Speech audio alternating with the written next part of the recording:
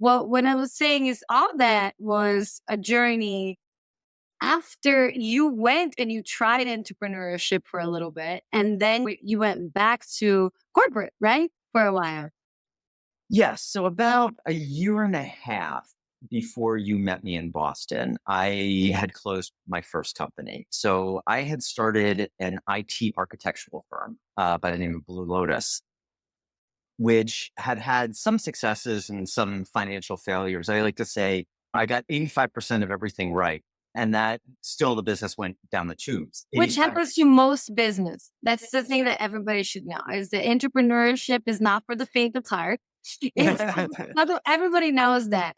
But what they don't know is that most entrepreneurs fail at multiple things before they even hit a whole ground, right? Yes, yes. And right. And it was interesting, but it was difficult getting it off the ground. But I learned a lot from it. I had to do too many different roles.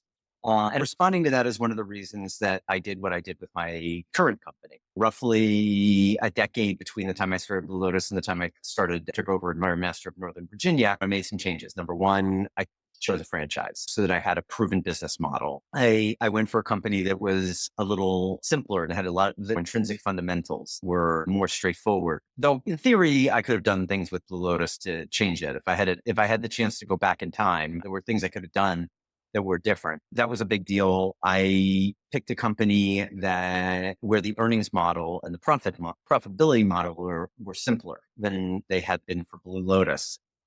I also picked a company that was not just starting up. Those first days of being an entrepreneur are so brutal. I'm there. I'm there. Right. Great. Yes. Yes. Tell me. Yes. Tell me about it. They're so brutal. And with the Mirror Master, it was already a business with multiple employees and it was already existing. You had systems in place where you can follow. You also have the franchise that you can call and say, hey, can you help me out over here, right? Other people that you can tap into a network of advisors. I think Yes. that's very valuable. From where I'm standing, I'm creating my board of advisors with different people that are not necessarily even in my industry because I'm trying to do it from the ground up. Yeah. But that's very important. So I know that it was hard, but I got a question.